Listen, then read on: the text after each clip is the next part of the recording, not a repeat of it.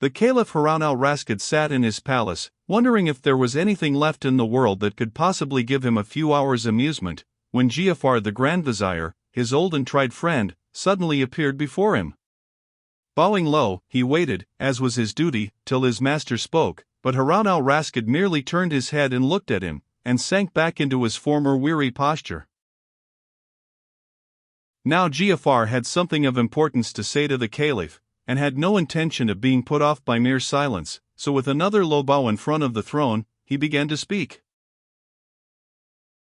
"Commander of the Faithful," said he, "I have taken on myself to remind your Highness that you have undertaken secretly to observe for yourself the manner in which justice is done and order is kept throughout the city. This is the day you have set apart to devote to this object, and perhaps in fulfilling this duty you may find some distraction from the melancholy to which, as I see to my sorrow, you are a prey." "You are right," returned the Caliph, "I had forgotten all about it. Go and change your coat, and I will change mine."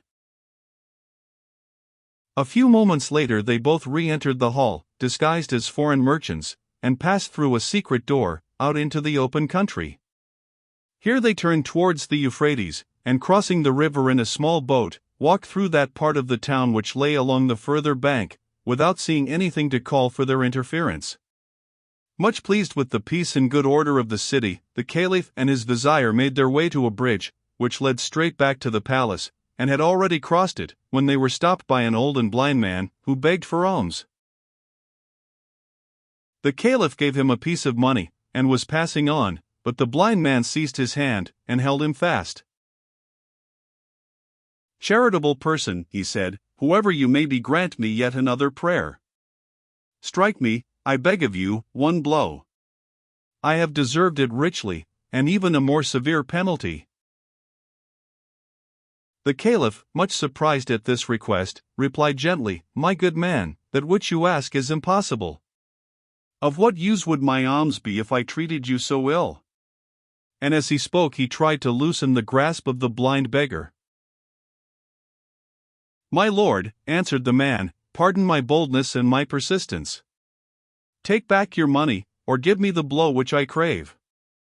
I have sworn a solemn oath that I will receive nothing without receiving chastisement, and if you knew all, you would feel that the punishment is not a tenth part of what I deserve."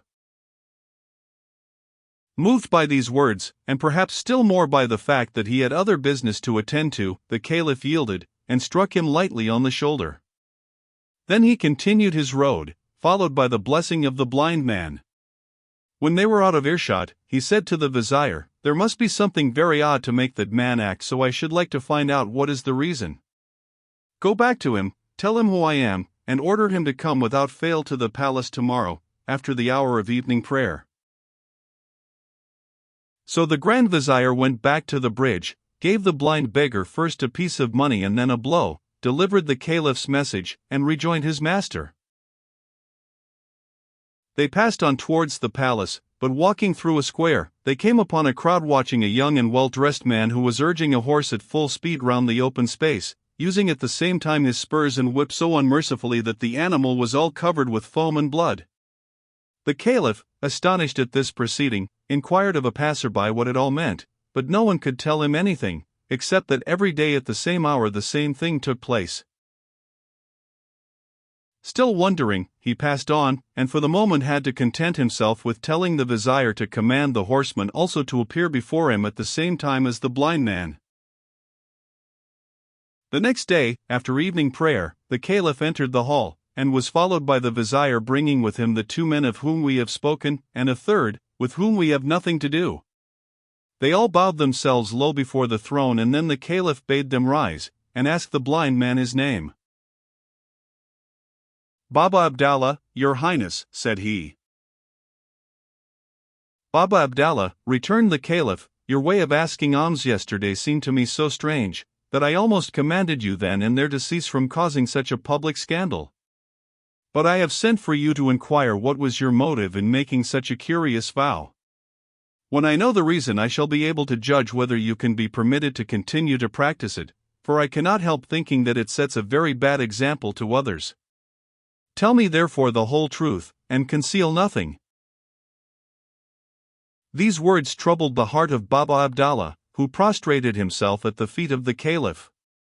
Then rising, he answered, "Commander of the faithful, I crave your pardon humbly, for my persistence in beseeching your highness to do an action which appears on the face of it to be without any meaning.